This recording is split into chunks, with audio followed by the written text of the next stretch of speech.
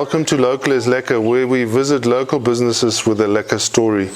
And today I'm visiting one of my dad's old friends, Bernhard Filter, on his farm near Lüneburg. And Lüneburg, Bernhard will explain to us where it is in the north of KwaZulu-Natal, close to the Pongola River. Bernhard, tell us a little bit about what you do here. Yeah, I'm Bernhard Filter. I've been in a wheelchair for almost 12 years now, and I've been doing taxidermy for 11 years.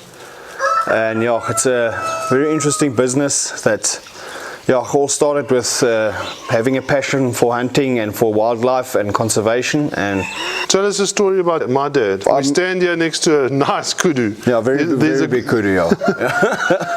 And I know when we visit my dad's farm, there's all these mounts on the patio, on the veranda, and I think you made all those. Eh? I made all of them. Yeah, I also hunted my first kudu.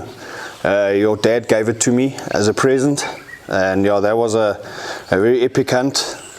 It was my first kudu, and I always cherish that moment because your father took me out, and we battled a bit to get a kudu. Yeah. But we eventually got a very nice kudu bull, and adrenaline was quite high that day. How does it work being in a wheelchair and hunting? Yeah, well, it's quite kind of a process, but I'm one of the few people that something like this doesn't stop me. I usually like a challenge, so it's a bit harder. Like I have to either get in the back of the bucky or on a quad, and it usually takes a bit longer. I've also done roll and stalk as well, what I call not walk and stalk. It's called roll and stalk, and it's quite interesting. And we had it took us a whole day to actually find a kudu bull there. Well, there are not that many, are there? Yeah, there are not that many there. But we had good luck. We found it at like 3 o'clock in the afternoon. We started since that morning. Yeah, and we had. We battled a bit. We saw a lot of cows and young bulls, and then we finally got to there where those kranzes are, where right in the back there of the farm there. We finally got there where the river comes in, and we got there and we saw this one bull with about 7 cows, and they walked out, and the bull came under the. Like this one is mounted here, came out under the bush and stuck its head up with his big horns, and then the shivering started there. No, but it was good fun. It was good fun. We had a. And you were on the back. I was on the back of the buck with my wheelchair. I was sitting there, and so I battled to get my nerves under control, but finally took the shot at about 80 meters, and the kudu fell immediately, and we had a for an hour after that, I was shivering like crazy. The adrenaline was killing me. Awesome. But like I say, it's very interesting. This is a very interesting business.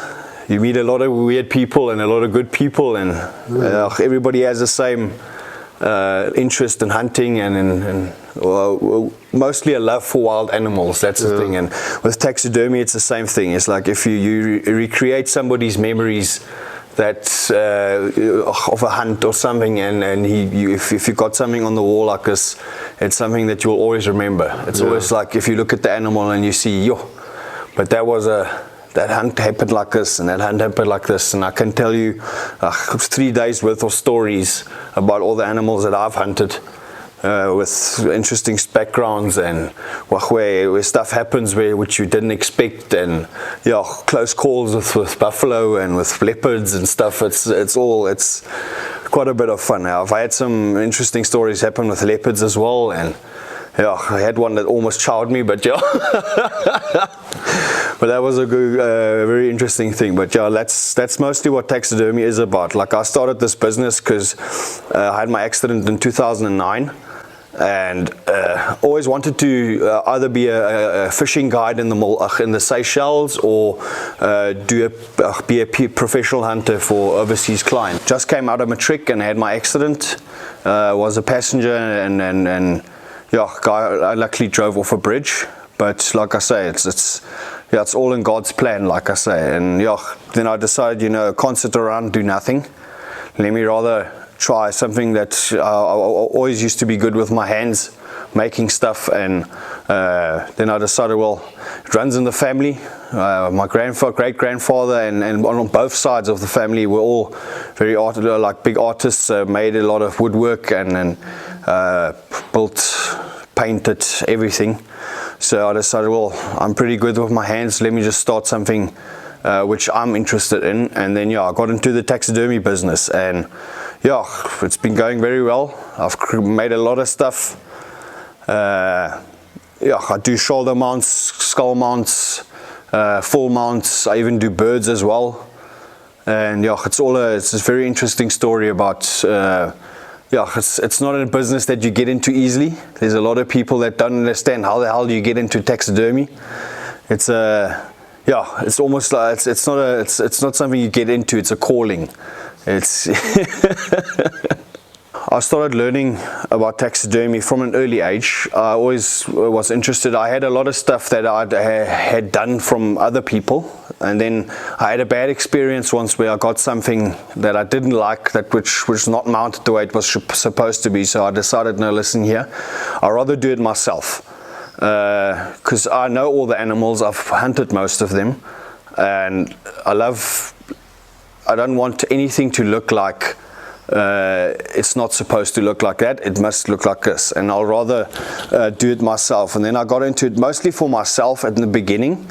I wanted to make it I learned from an early stage all the specifications that you need for certain animals, and then I decided, I'll go learn a little bit. Most of it I learned on internet, and then from trial and error, and then I finally got to a recipe that I wanted, and I learned for a week in Erlebnis how to do it. And it was a very interesting week, that because the guy that I learned it at also wasn't a very good one, but I learned the stuff that I wanted to learn. I first started with skull mounts. These on the walls here.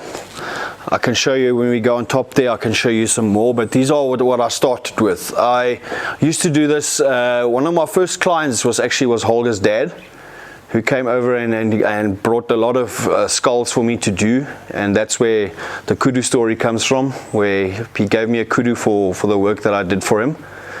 And it's always been a passion. It's something which I always say, your first animal that you usually shoot, it's not usually that you get a shoulder mount or something. You'd rather get a skull mount, because it's something which even if it's not a very big animal, it's precious to you.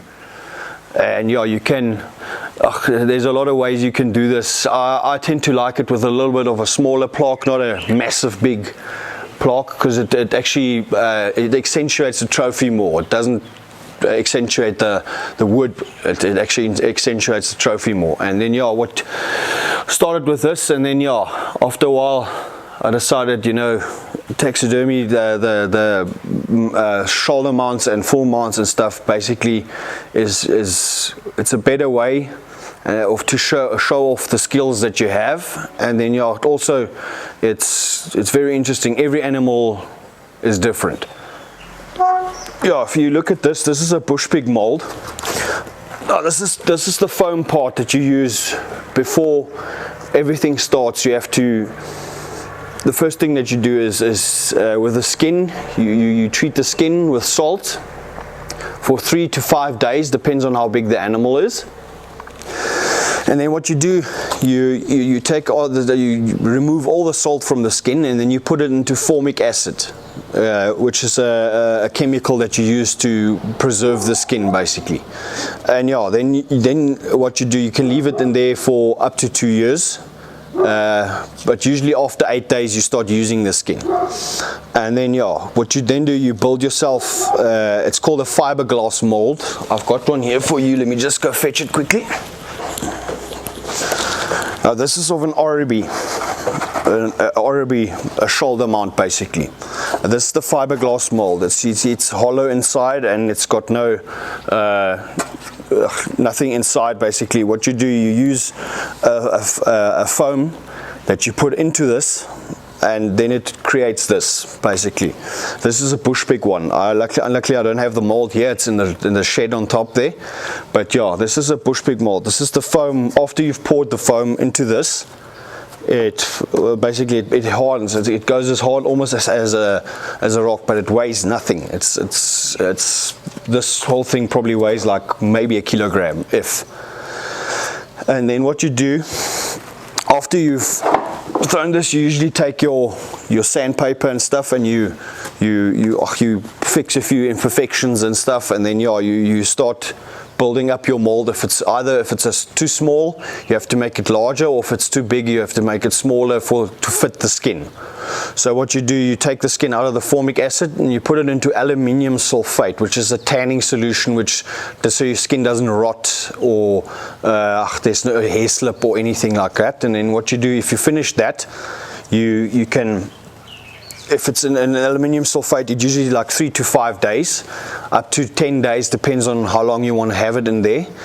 And then you put it over this mold, and it's a lot of stitching and clay work and stuff with what you put onto the face, so you can basically shape the animal into how it's supposed to look.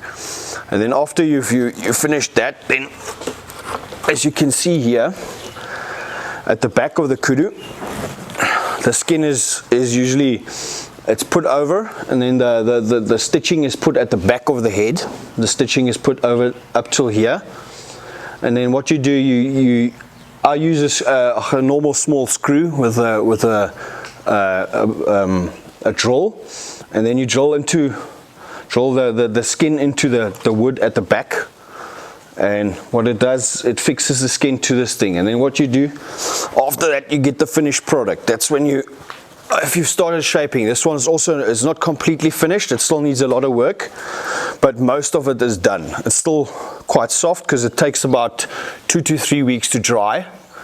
And that's when you start, you put in your veins, and your nose gets fixed up properly, and you can start pushing everything into place.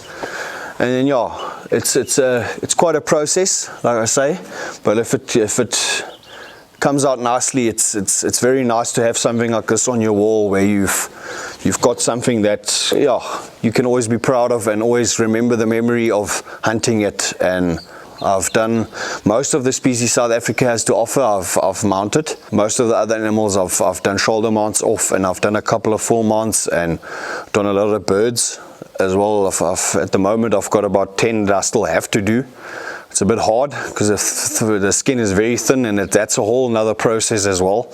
There's actually nobody else that does it. If you can do it well, it's something that you'll always have there's always going to be a market for it. Yeah, it's best to reach me on WhatsApp or via phone call, depends on the signal, but otherwise, yeah, WhatsApp is the best to contact me with. And yeah, like I say, I can tell you a lot of stories about the stuff that I've hunted. We can go to my trophy room just now and then have a look at them. This is my trophy room here. Everything that's on the wall is all the things that I've hunted.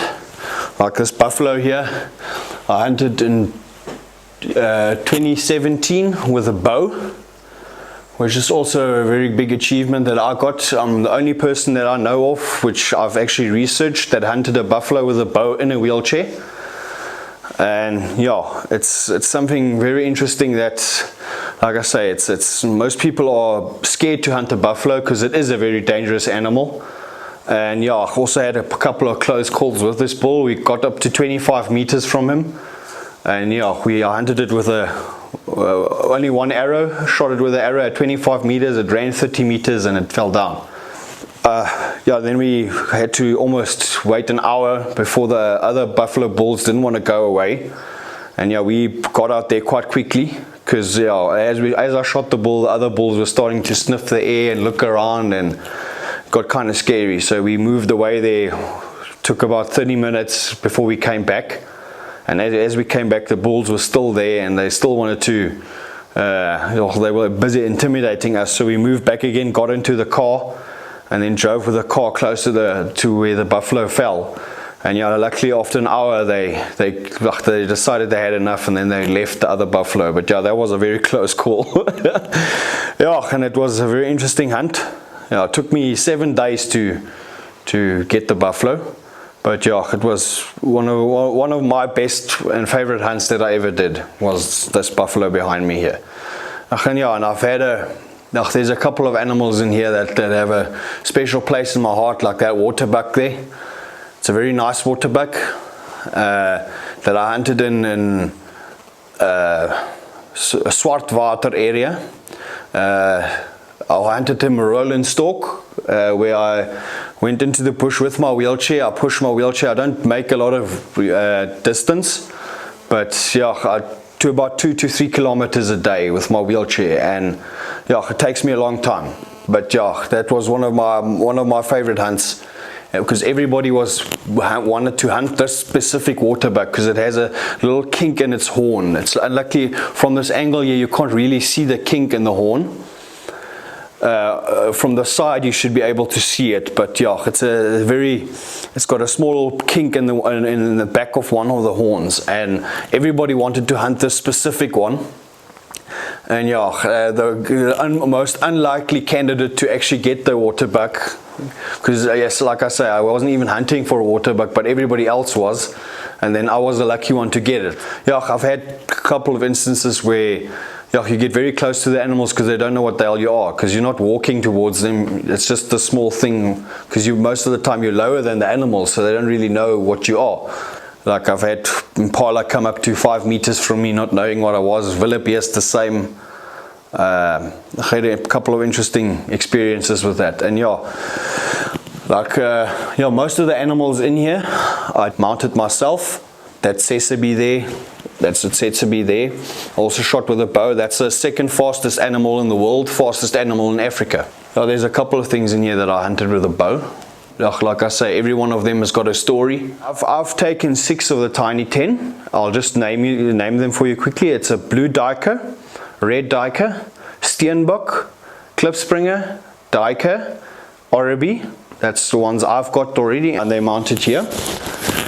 And then the ones that I have not got yet are a Cape Grijsbok, Sharps Grijsbok, Sunni, and a Damara dik-dik. That's a fallow deer that's native to Europe, and they were introduced here in the early 1800s, and they've gotten quite prolific breeders, so there's a lot of them in this country to hunt. And yeah, I was very lucky to hunt a very massive specimen like that one. You don't usually get them that size in South Africa, but yeah, that's a very, very big one. And yeah, it's one of the, I've shot 3 exotic species, actually 4, but yeah, 3 exotic species in this country. I shot, that's a European wild boar as well, also shot in South Africa, also hunted with a bow as well.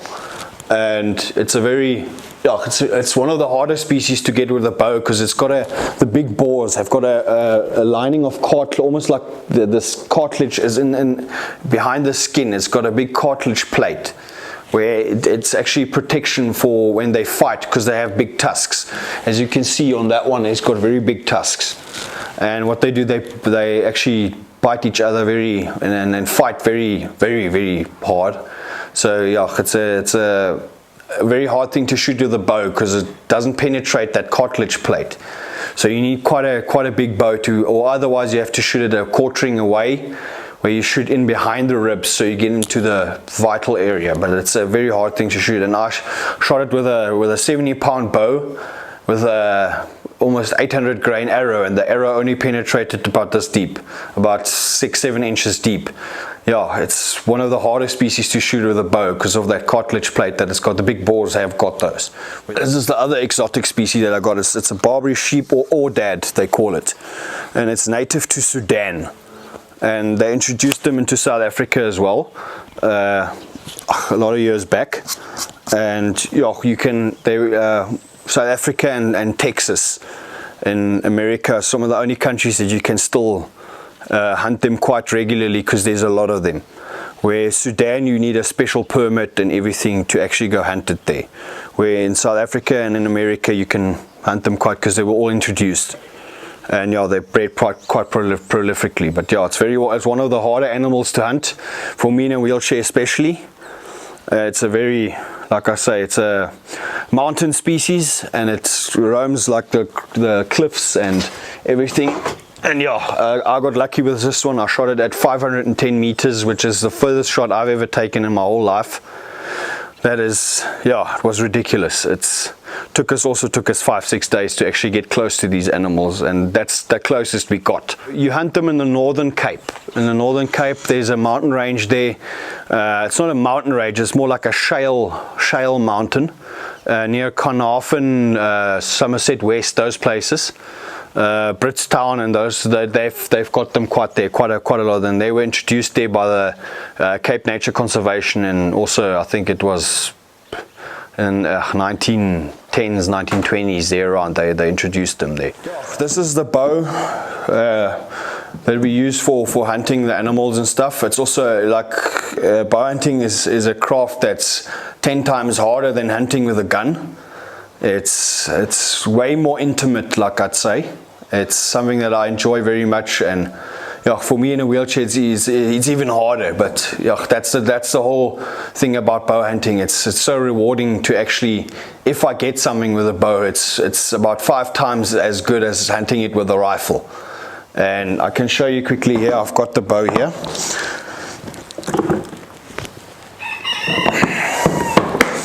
This is it's called a Hoyt RX3. It's a carbon bow. It's not an aluminium bow.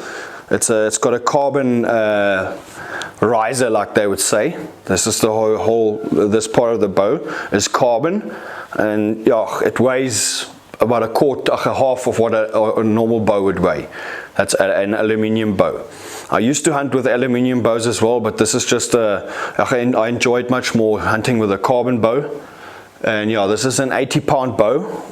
It's yeah, very many people ask you how are you able to pull 80 pounds, but I say yeah, it's practice makes perfect with everything. Very rewarding to hunt something with this. And yeah, here we've got some. This is the arrows that we use. This is one that I shot the buffalo with. Let me just get it out. Sorry.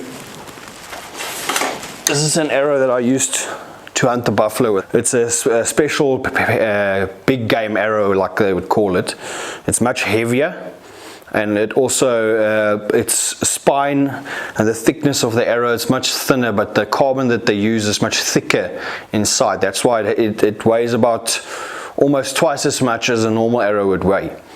And then you've got your inserts as well, which is I've got a 150 grain insert in here, which is also something for more penetration on big heavy animals. And yeah, this is it's a very, like I say, it's a hard flippin' sport to actually master. But if you've got it down, it's one of the best ways to hunt animals. It's also one of the quickest way to ethically kill an animal, because it feels nothing, it doesn't hear a shot, and it dies very quickly. Yeah. This is the stabilizer for the bow. It's always very important to get the arrow with the fletchers. If you shoot 3 fletchers, it's always important to get there always has to be 1 fletch on top and 2 at the bottom. We're shooting at 30 meters now, which is almost it's about your average distance that you're going to probably shoot an animal at. And yeah, it's a, let me just get myself situated properly here. And yeah, we've got the targets there. There's a springbok there. I'm gonna go for the shoulder for the springbok, and yeah, it's a